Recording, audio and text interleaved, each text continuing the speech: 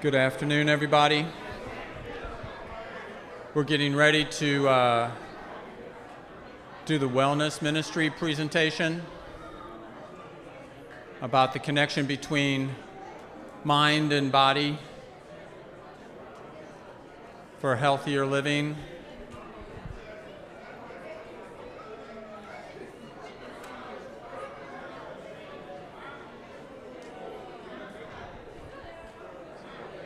So I appreciate if you're staying for the presentation, please find a seat. If you're going, go. Let's go. Go on.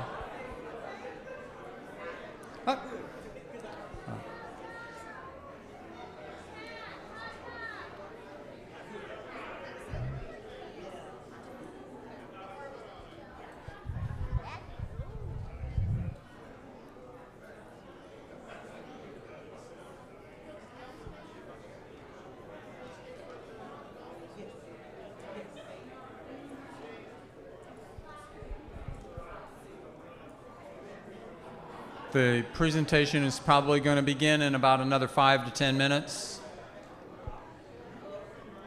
about the connection between mind and body for healthy living, understanding what the connection is.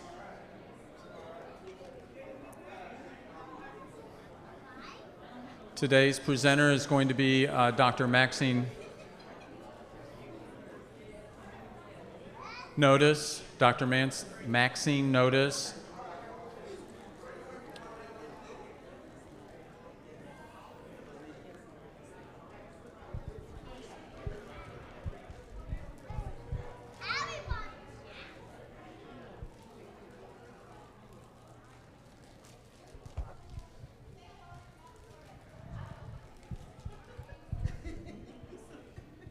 Dr. Notice is in the building.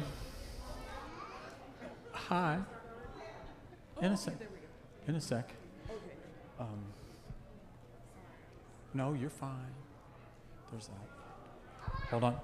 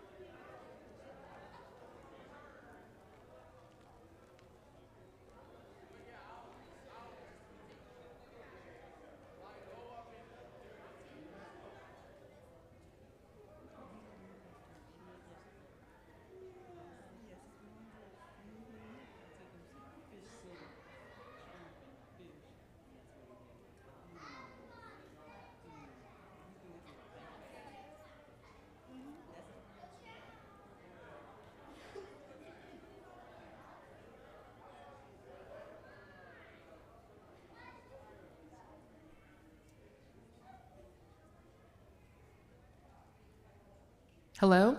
Okay. Hi. Okay, thank you all for staying. I appreciate it. I don't think this presentation will take too long, but we just wanted to get back into the groove of making sure that we had our wellness presentations, make sure that we're bringing just important topics to the congregation, things that y'all can think about, things that y'all can use that are really gonna help you to figure out how to manage just what's happening mentally, emotionally, and then also physically in your life.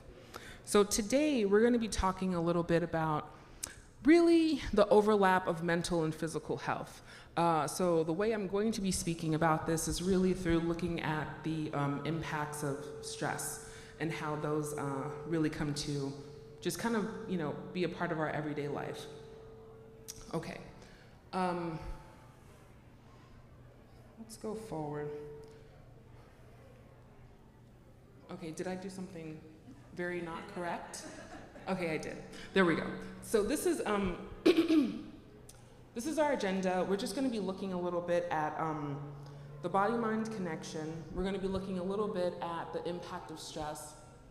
I always try to include what the Bible says about it, because we want to make sure that we're going to our most powerful source when we're thinking about the implications of these features on our life. And then also ways for us to check ourselves. What I want to do today is really walk us through what it looks like to implement some of these resources and coping skills that we can use when dealing with this. Okay. All right, so first we're going to jump into the mind-body connection. When I think about just how if we think about our medical system, if we think about our just kind of day-to-day engagements, a lot of the times it's really put upon us that our mental health is separate from our physical health. However, we know from statistics, we know from just kind of regular life engagement that everything is connected, right? So a lot of the times when people go to their physical doctors, their PCP, we have rates over 70% that's where people are going and they're reporting their mental distress, right? So they're not going to a mental health provider, they're just going to their doctor. So we know that these things are connected in a way that is just so cyclical, and for that reason, even though the world may be telling us, the medical model is what's out there, we're going to treat your physical health, we're not going to think about your mental, we want to make sure that you all know that it's completely connected, right? So what I want to do to kind of help us just have some time to really see how it's connected is really think and visualize using movies, right? We know that we go and we enjoy entertainment, we enjoy film as something that really moves us. So I have a couple of scenes up here from movies that I just want you all to be able to kind of look at. I want you to think about, if I was a fly on a wall, right, in this situation, what sort of things would I be feeling myself personally, right? Thinking about your body, things that you may even feel right now as you're looking at those scenes, right? So these are pretty popular movies. I'm sure that you've seen them or you've probably heard of them. So here's our first one. This is the movie Get Out. I'm sure y'all have heard about it, maybe you've seen it. Came out less than 10 years ago, but it's really just showing us a scene here of an interracial couple going home to meet the girlfriend's parents for the first time. As you can see, we have an African-American male here. We have his girlfriend, we have their older adult white parents, and then we also have a young African-American male. So thinking about, if I'm in this situation, if I'm a fly on the wall, what would I be seeing or feeling in my body just looking at this scene, right? And so some things that you may want to consider is, have you ever yourself been in a situation where you're someplace new, you're around people that you don't know, it may seem a bit performative, right? You got to talk up to people and show them what you're about. What are some things that you yourself would be experiencing or feeling in a situation like this? And if anybody wants to shout anything that they'd be feeling or something that you're feeling right now, just looking at the picture, by all means. Yes? What, just anxiety? Anxiety. Nervousness, for sure.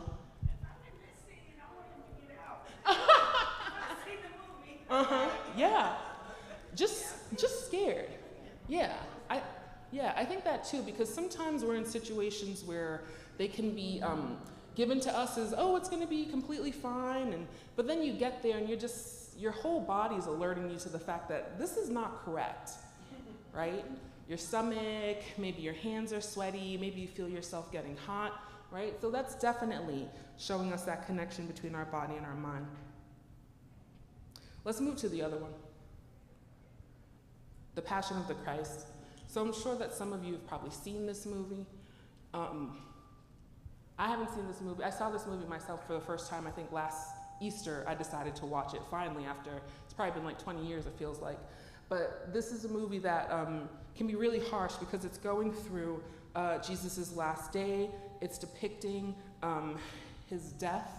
And so right here we have a scene where after being flogged, Jesus is presented back to Pontius Pilate. And as you can see, there's a crowd there. It's led by the high priest of the Jewish Sanhedrin. And these people, even after being flogged, are continuing to demand for Jesus' crucifixion. So Pilate's there, he's facing the pressure of this crowd. and then you have all these people who, say that they are God-loving and God-professing, but they're calling for Jesus' crucifixion. And so think about, yourself, just taking a quick peek at this picture, being there, being someplace in the crowd. What are some feelings that you yourself may be having, even though, this situation does not pertain to you? If there's anything that you recognize or that you're feeling in your body right now, please, you could let me know and just shout it out.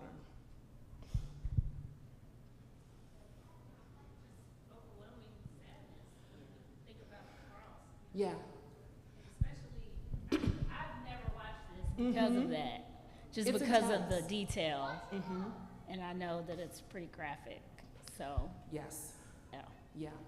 So just sadness, just immense sadness, for sure. I think about abandonment. Abandonment. Yeah. Feeling that. Sometimes that can feel like just a hole in your stomach, just like emptiness. Yeah. Horrifying, right? I think about that too, because I think like as a child, there were 3 of us growing up, and I remember just standing around as one of my siblings got in trouble and just being around it. You were terrified about what else is gonna go down, right? And so I can't imagine being in a crowd situation like this. Yeah. Yes, please. Oh. Loneliness, for sure. I mean, I know that we've all, some of us have stage fright. You'll never stand in front of a crowd, but, to imagine just being, in this state where you are depleted, and here you are in front of all these people that are calling out against you. Just a horrible thing, but just feeling all of those feelings, for sure. Okay, let's go to the next one. It's the last one. I'm sure you all have seen this one. And I wanted to end on a not so low note. So this is from the movie The Color Purple. And this is, I think, one of the closing scenes where Celie and Nettie, sisters, are reunited after years of being away from one another, separated by shores. Nettie returns to the United States, and she has her sister's children with her that she was raising their entire life. But just thinking about how intense this scene is, to have sisters that were separated just come back together. If we were just a little animal sitting out there in the field, just watching, what are some feelings that you may feel just seeing people being reunited? Anything come up? Yes, gratification. Yeah. Joy, overwhelming joy. Yes, breathless. Yeah, that's a great one. Anything else? Excited, yeah.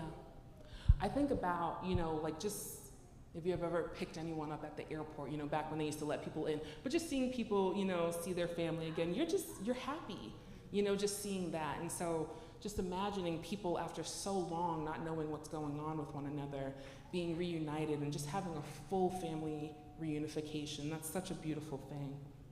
So I show these things just to kind of help us to understand that, as realistically as us just sitting here today and just having those things brought to memory, things that we've seen and, things that have visually have been present to us within our atmosphere, it's just interesting to see how, we can feel certain things in our body, right?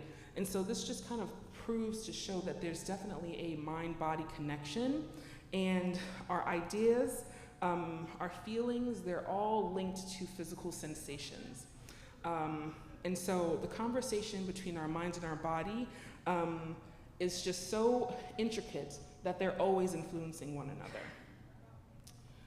There's some more information that people have learned and they've continued to learn. As recent as 2023, I think it was, down in Washington University, which is actually in St. Louis, people in their medical school have been able to learn that the intricacy of the mind-body connection is so deeply intertwined that there's absolutely no way to separate it, right? So we are not beings where our emotions can at any regard, not impact our physical engagement, because they're just so intricately connected. This little picture right here is just continuing to depict all the different things within us. When we think about our purpose, we think about our movements, our behaviors, our planning, our physiology, these things are just literally so connected within the very structure of our brain that there's no way for us to separate it. So when we think about that, we have to think forward, I guess, in terms of what are the implications of stress on our mind and our body connection, right? So when I talk about stress, we all know that we all experience stress, but stress can really impact us in a variety of different ways. Some things that we do know about stress is that stress is normal, right? So when we think about it, stress is just going to be a very normal way for our body to respond to challenges, right? One thing that is important to keep in mind is that these challenges can be real or they could be perceived. I think about, like sometimes if I'm going to like an event and I'm thinking about where am I gonna park, right? How far do I want that walk to be? Is it gonna be uphill? Is it gonna be downhill? And so I'm already perceiving, oh gosh, I'm gonna be stressed out, I'm gonna be tired, I'm gonna be hot, I'm gonna be sweaty when I get there. So I'm already thinking about those things. And so stress is definitely going to be a normal thing that comes up. It's gonna be helping us to see what's the challenge ahead, what do I have to do with it? When we have stress, it's going to cause for us a psychological reaction, right? So there are going to be things that I'm thinking in my head as it relates to that stress, but there's also going to be a physical reaction, right? So if I am unfit and I'm parking very far from my car and I gotta walk up a hill, I may find myself, psychologically stressed. I may find myself physically like, all right, I'm already tired. Maybe I gotta grab a bottle of water out the car. I'm like, all right, I gotta do it.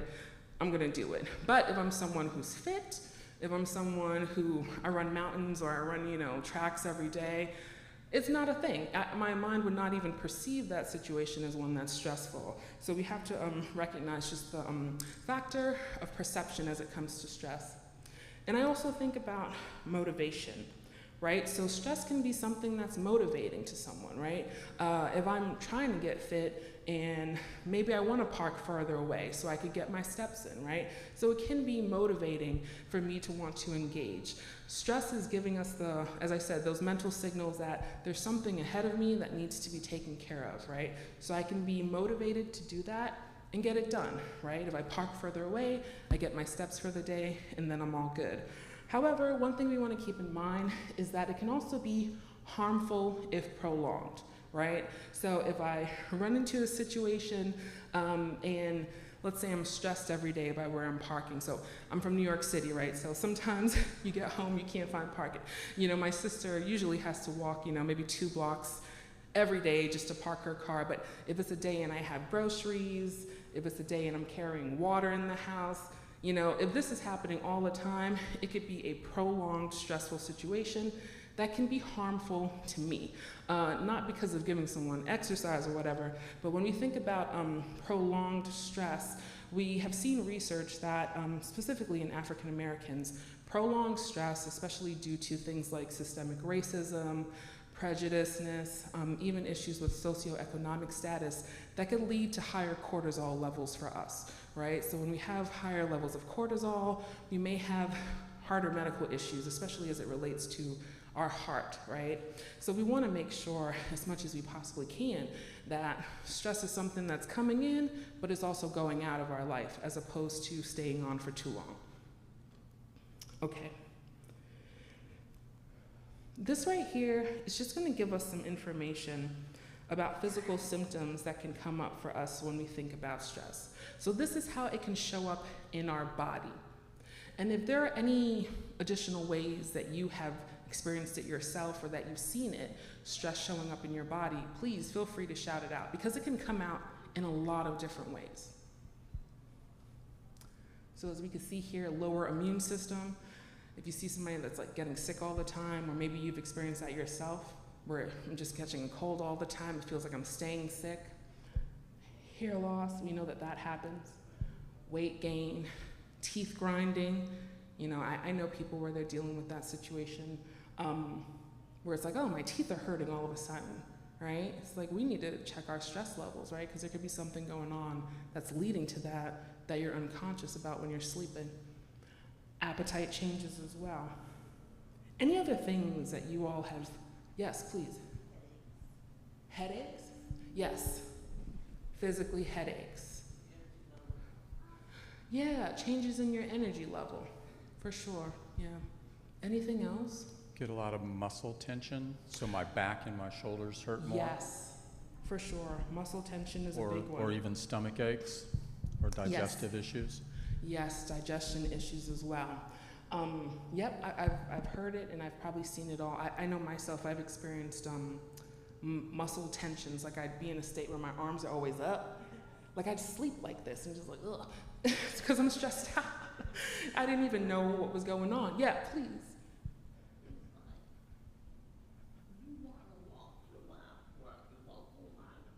Uh-huh. And halfway between Boy Short now and the library is a store. So you don't know if you can make it all to the library, but you want to go at least to the store and come back. So that's half the distance. So you pace yourself, you know. Yes. So something like that. Definitely. So they can see that locally here. Yes. Something like that. So I don't have to make no very big old bread. The half of this is the goal or something. Yes, thank you. Thank you. Oh, yeah, Sister Jackson. I forget a lot of stuff. If it's too much on that plate, certain things I'll forget when I'm stressed out. Okay, so forgetting, that definitely happens. Was there someone else? Oh, yes. Let me get over here. Oh, okay, go ahead. Insomnia. Yeah, sleep disturbances, like not being able to sleep. That's another one too. Yes? Yeah, I think when that happens, we're definitely slipping into some of those depressive symptoms that it could tell you, it doesn't just feel like regular stress. You could tell that it's moving you someplace else for sure. Yeah, I think sometimes with these situations, people may really not even think that something's wrong as it relates to stress. You know, if your stomach's acting up, you may just think, oh, my stomach's acting funny. I'm gonna take a little Pepto or whatever. I think about, okay, so it was always like pushed.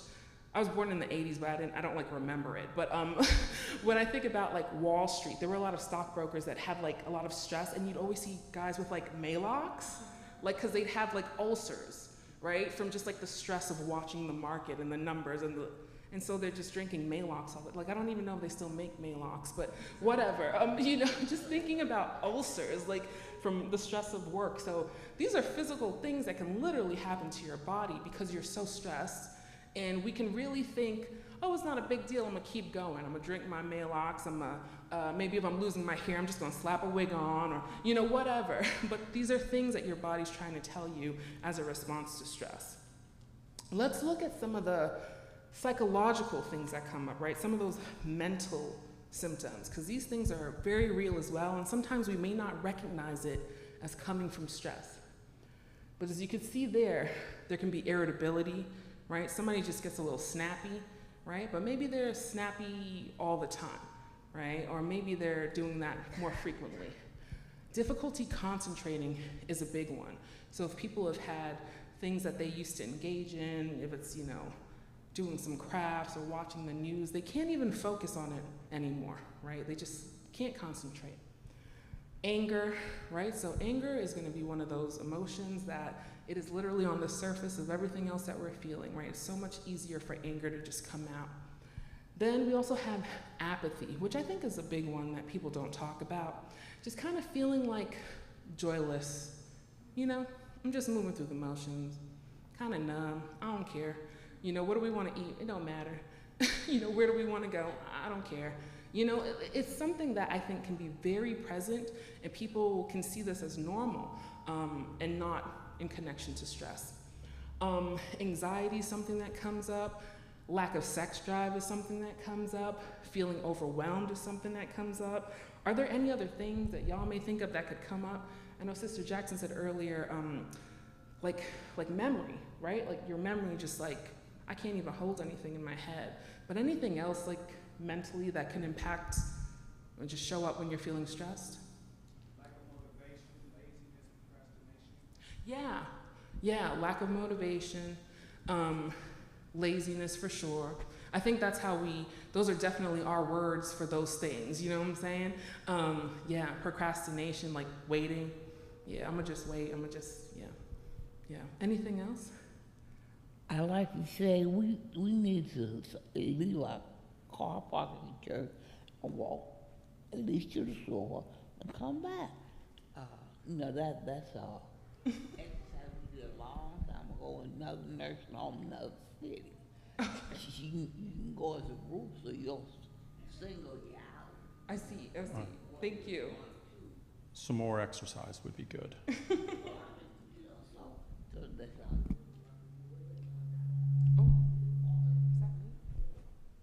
Sorry. Okay.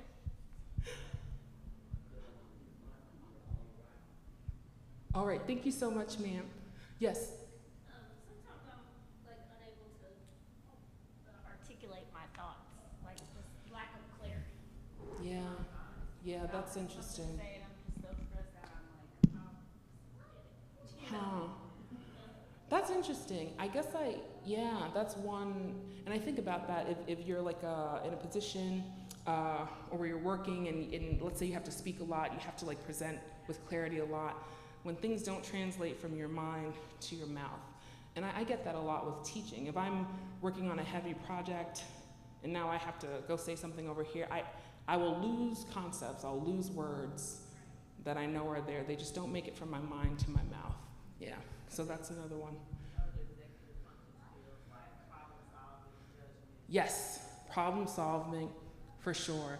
Judgment, yeah, that's a big one. I think sometimes we forget about that. Sometimes people could be really stressed. I think about like sometimes parents, like if you're just really stressed, your judgment as to what you allow your kids to do or not do, it may just go out the window.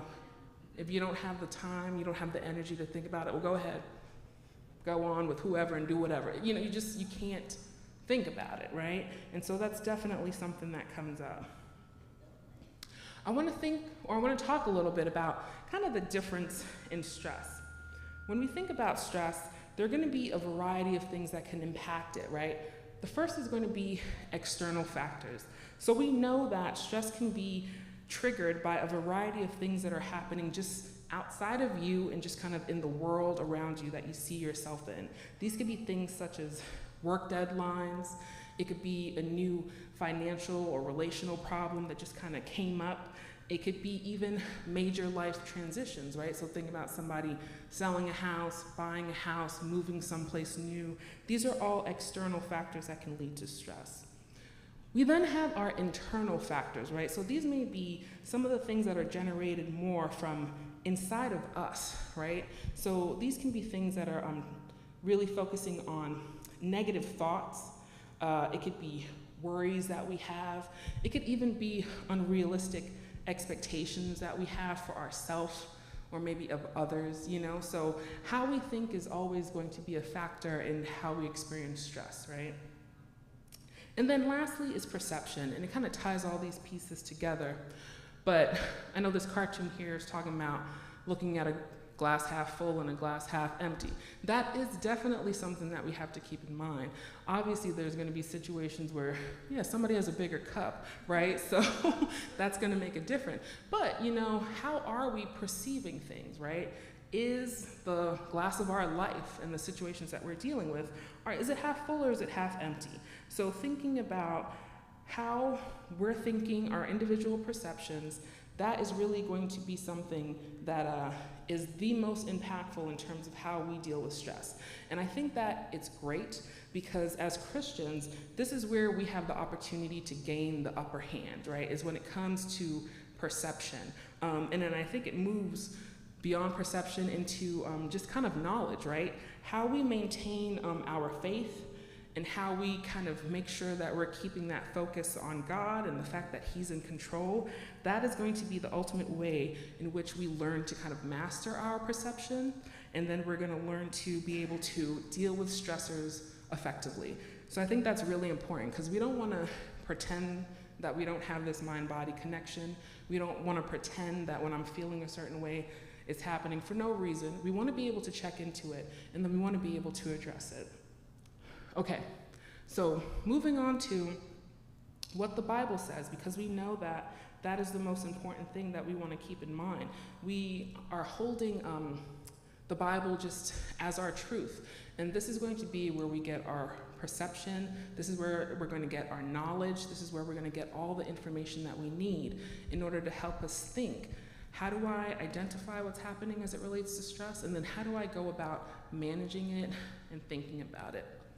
So these are some biblical insights, I think, that can help us to kind of keep our mind looking in the right direction, especially when there are things going on around us that are just wild. You know, we can't control those things. But if we think about what the scriptures say, right? So we have 2 Corinthians 4, 8 through 9. We are hard pressed on every side, but not crushed. Perplexed, but not in despair. Persecuted, but not abandoned. Struck down, but not destroyed, right? So we know that these things are going to be coming for us, right? There's going to be changes at the job. There's going to be things happening with the kids. People are going to be acting up. We know that these things are going to come, but we want to make sure that we're keeping the right perception of the fact that they're coming and who's in control of the fact that they're even present, right? So these are going to be, along with John 16:33, some external insights that are going to help us to manage when the world around us is really acting up. Next, we have some thoughts that we could keep in mind when we have those internal stressors, right? Thinking about, where is my mind situated? How am I thinking? We want to be able to hold some of these in mind. So let's see, I'm going to go with, let's go with the second one. So James 1, 2 through 4. Consider it pure joy, my brothers and sisters, whenever you face trials of many kinds, because you know that the testing of your faith produces perseverance. Let perseverance finish its work, so that you may be mature and complete, not lacking anything. So I think that's really helpful, because we know that we're going to get stressed. Sometimes the stress is going to come from us internally, right? I know Brother Evans was just talking about today, just like the fact that we are going to get weary, you know, on this journey. It's going to happen. That's going to be a personal, internal thing for all of us, right? Nobody's going to see it when we're internally struggling with that. But we need to also recognize that that is a part of this game. The Lord knows that, and He has us covered and set up, you know, for how we need to be thinking when that happens, right? So we're very blessed and grateful that we have a God who understands just what we're going to deal with, right? The external and the internal struggles, right? So we are really beautifully set up to be able to manage this. I also want to talk about some of the scriptures here that can just help us with managing that perception. Like I said, perception is how we may be seeing it, but we also want to know that when we're looking at things and we're, as Brother Evans was saying earlier, we're meditating on the Lord, we're meditating on His journey, we're meditating on the characteristics of God.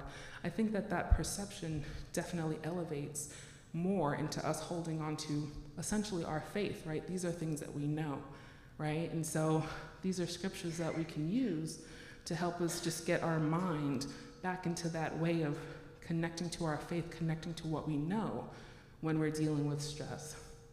So I'm going to go with the second one there. So Matthew 11, 28 through 30.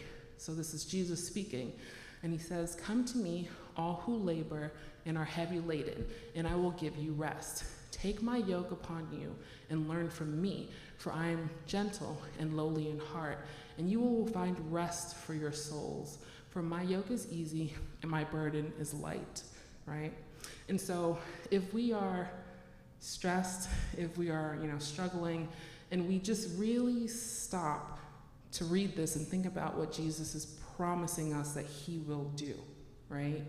Like I said, that moves from perception into full-fledged promises, right? Promises of the Lord. And so when we're able to hold on to that in the midst of our stress, we know that regardless of how it's impacting us physically, mentally, there's the opportunity to first bring it to the Lord, right? And just know what He's going to do with it, right? And so I think that's just a beautiful promise that we have. So, grateful for the scriptures. Now thinking about what do we have to do for ourselves? What are some ways that we make sure that we check ourselves when these situations are coming? I have a couple of things here that I see people struggle with a lot, and so I just want to make sure that people know that these are some things that we can have on hand to really just check ourselves and make sure that we are doing the best that we can to acknowledge our stress, deal with it effectively, and then prayerfully move on into a healthy experience of life. The first, I think, is going to be having effective transitions. So I think about somebody, I know lots of people who work in like corrections, right? So they work in a correctional department. So let's say for a federal or, local jail system. But, thinking about the transition of being at work all day and you're dealing with inmates and then you come home and now you're dealing with your family, spouse, children, dog, you gotta walk or whatever. It's gonna take a little mental shift to kind of go from the setting that you were in to the setting that you now want to inhabit in a healthy spirit, right? And so I think that it's really important for people to know that these times and spaces are going to need some transitioning just points for them. So, effective transitions. We're thinking about pausing and reflecting. We want to be able to take a beat, right? That could be a moment to check, how does my body feel? Check, what's my mood? Was it a great day for the inmates? Did they go outside and get some, exercise, or was they on lockdown? You know what I'm saying? All of those things are going to impact how we're feeling. So we want to make sure that we're checking ourselves before we step into another place and space with different people and then now engage, right? So checking on how your body feels, checking on how your mood is, and then doing something about it, right? We may need a whole routine to make sure that we are good before I come from the jail and then I go into my house to walk my dog, right? So thinking about what are the things I need to do for myself to transition. Do I need to say a quick prayer? Is that a great opportunity to study and reflect and repeat the same prayer? Is it a good opportunity to take time to study a new prayer? Am I gonna be praying by myself? Am I gonna be calling somebody on the phone and saying, I'm gonna say a quick prayer with them? It could be whatever you want it to be. Silence. Silence is also something that people may need. Where are you gonna take that silence? Do you need to sit in your car for 5 minutes before you go in the house? Do you need to sit on your front porch? Do you need to go in the house and say, I'm gonna go downstairs, and everybody knows that that's dad's time to go downstairs, don't bother him? It's completely fine, right? Just letting your family know, what do I need in order to effectively transition? It is important, and I think it's beautiful. Some people use music, and some people could use other things. So is there anything out here that people have used or have thought about using for a transitional point? Yeah. So how do I navigate using my transitional point because it's become a habit, but maybe that specific day it's not, I'm just doing that a habit, not because it's actually, I don't need to decompress. Is that something I should see negatively, or? Like if you have a habit of, a transitional space, but you're feeling like I don't really need it today. Yeah, so like I'll pull up in the driveway. And before I go in, sometimes I find myself doing that if I didn't go to work. I might have just went to the grocery store. Sure. So I'm sitting here and I'm like, okay, why am I sitting here? Is it because it's like in that moment I don't really need it for what I normally use it for? Sure. Is that something negative I should be concerned about? Or? No, I don't think it needs to be anything negative that you concern yourself with. Especially if you feel like it's not taking away from anything, like it's not taking away from you or your family or who needs you or whatever. If it's something that you want to reflect more thoughtfully on about, like, how can I use it? Like if I'm gonna be sitting here anyway and maybe I don't feel like I need a transition, is there something else that I do need? Do I need to,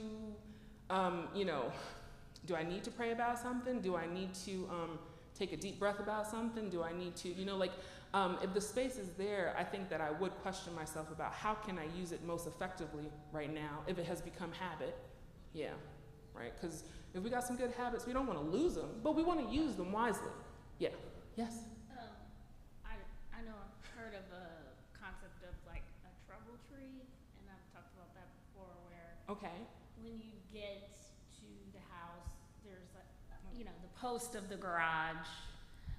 You actually have a tree there. And we used to do this where you actually just kind of rub the tree, and it's a physical manifestation of releasing the day before you go into your peaceful home. Mm-hmm. And so it actually kind of causes you to physically breathe and release some of that stress. Yeah, I think that's great. Yeah, having like a ritual or something that your entire family could use, like a trouble tree, right? So this is where you go and you use this tree. So if you're standing on there for 10 minutes or 20 minutes, that's your business. But, people know that, okay, they're using the tree, they're taking this pause to get themselves collected. Yeah. Anything else or any other thoughts? Because this could look like however you want it to. Yes? I was thinking about journaling, writing. I like Sure. writing when I'm feeling like, okay, I'm out of control. Okay. It's about being able to put those thoughts in a healthy, productive way. Sure. For me, Yeah. in my life, to journal. Yeah. So I think journaling is great. I know you said you use it when we're out of control. We wanna put these things in place so we don't get there, okay? So if you have to put a little journal in your car, by all means. I know I've started keeping a little prayer journal in my car, because I'm like, every time I talk to someone, there's something to pray about. So I have a little something in the car now, so I could just jot it down and deal with it there. So I think that's great. Yeah. All right. Let's see. Sorry, my thing is all. Come on. Okay. I think we could go to the next one. Did that work? Okay, there we go. Yes. So this is one that people also learn to use. And this is called square breathing or box breathing. This is just a mechanism that you can use to kind of get yourself back in check in terms of how am I taking control of my body. What people don't realize is that, when we're feeling that level of stress, our brain, our physical body, it's kind of doing its own thing to try and, take care of itself, right? So I talked before about muscle tension, teeth grinding. Your body's having these physical reactions to the stress. When we think about breathing, that's a really great way for you to gain additional control over your body. So you're basically taking the space, you're slowing down, and you're telling your body, hey, listen, I know there's some stressful things, but you could chill out because I'm here and I'm taking some deep breaths, right? So there's no reason to act all wonky right now because I'm telling you to chill out. So it's a really great way to train your brain and train your body. And it's very simple. So if y'all want to, I could count us through this and we could just breathe for a little bit. The way this works is you breathe in for the count of 4, you hold it for the count of 4, and then you breathe out for the count of 4. This is not something that needs to be done with like a diaphragmatic breathing. When they tell you to deep breathe. I know sometimes that could be stressful for people if they have asthma or if they don't have like that lung capacity. You could take very simple breaths with this and we just move ourselves through it and then move ourselves out. So I'm gonna count. I'm gonna do a couple of repetitions, maybe just 2. And I just want you to breathe in for the count of 4, then you're gonna hold it for the count of 4, then you're gonna let it out. So we'll do it twice, okay? So just follow along. Okay, in, 1, 2, 3, 4. Hold, 1, 2, 3, 4. Out, 1, 2, 3, 4. In, 1, 2, 3, 4. Hold, 1, 2, 3, 4. Out, 1, 2, 3, 4. All right, I'll just stop us there. But as you can see, it's a very simple thing. It doesn't take too much time or too much energy, and it's definitely something that you could do if you're realizing, hey, my mind's a little bit stressed, my body's feeling a little bit tight. It's a really great way to just train your body and train your brain as well. And then lastly, I've talked about this before, progressive muscle relaxation. So this is a little bit different. It's showing somebody lying down, but you can also do this just seated as you are here. And when people learn how to do this, it's very effective. What you do is you basically move through the process of just tensing one of the portions of your body, and they lay them out all here. So you just tense one of the sections of your body. You're gonna keep it tense for just a few seconds, about 5 to 10 seconds, and then you're gonna release. The whole point of this is being able to just show you what it looks like to pay attention specifically to one muscle group of your body. And so a lot of people find that this could be helpful if they're stressed, if they're at work, you're sitting at your desk, you can very easily do this. So what I want us to do, we could choose a body part that works best for you, right? So it could be your left foot, your left leg, it could be your hands, and you wanna go forward, and we're just gonna tense up that body part. And so just ball it up, scrunch it up if you're doing your toes, and keep it scrunched. We're gonna do that for about 5 to 10 seconds, just making sure that we're really tensing it up as much as we possibly can. All right, now we're gonna release. And so what you wanna do is you wanna pay attention to what is the sensation that I'm feeling, the difference between the tenseness of it and then now the release, right? And so this is something that you can very easily do, especially when you're feeling that stress in your body. You can do this, as I said, laying down. You could also do it sitting down. So if you're across the dinner table and somebody's stressing you out, you could do it there, and they won't even see that it's happening, right? So it's a really great thing to be able to use. And you can go through and you can do whatever groups of your body you want to do, the whole body, you could do the lower half, the top half. You really can make it your own. So we just want to make sure that we are respecting our mind-body connection, right? So awareness is going to be key. We want to make sure that we're not ignoring stress when we're feeling it, right? So stress is going to be impacting our overall health. So if you're feeling something mentally, pay attention to it. If you're feeling something physically, pay attention to it, okay? We want to make sure that we know that practice makes close to perfect, right? So if we get a nice transition routine going on, we use some breathing skills. When we add this to our daily experience and practice it, at least once or twice a day, it's gonna be way more effective of helping us when we see stress coming, right? So don't wait until somebody's, bothering you to then try to use the skill. If you can add it to your day and practice it once or twice, that's a great way to prepare for it. And then lastly, remembering that God's in control, right? So I talked about our perception, I talked about our faith. We know that He knows all of this, He knows all of our experience. So we want to make sure that anything that we're feeling, we're taking it to Him first and foremost to be able to put us back in the right direction, have us have the correct outlook on it, and then prepare us to deal with it. Okay, I think that's it. So are there any questions? Nope. So I did the handouts last time, but this time I just wanted to walk us through it because I wanted to make sure that you all could see how it feels. And if it's something that you want to do, you could do it. Yeah. So practical, they call it deliberate practice. Yeah, that's the new term. Yeah, there we go. Yeah, any questions or any thoughts? I just have a comment. I just like the way that you took it from a clinician viewpoint, but then you weaved it right back to spirituality, Yeah. scripture. So I just couldn't enjoy that. Thank you. Yeah, of course. Yeah. There's so much information out there, but if we don't put it back to our proper perception and motivation, it means nothing. But God wants us to feel good. He has so many things where He's just telling Him to be able to use Him for that. And so stress is the same thing, We don't want to act like our hair is not falling out. He wants us to acknowledge it and go to Him about it and, do what we have to do to kind of handle it. Yeah. Oh, okay, there we go. Yeah, any other questions? Okay, y'all. Yeah, thank you. Oh, I'm clapping too. Okay. We want to thank Maxine for coming and sharing this information. Kind of to Brother McClooney's point, this is stuff that you have to make a habit of doing. You want to create the habit, and you do that, as Maxine said, by doing this when you don't feel bad. You have to use the stuff and practice it when things are going okay.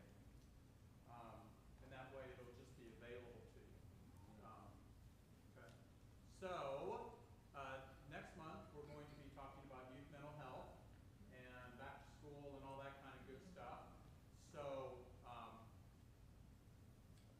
all coming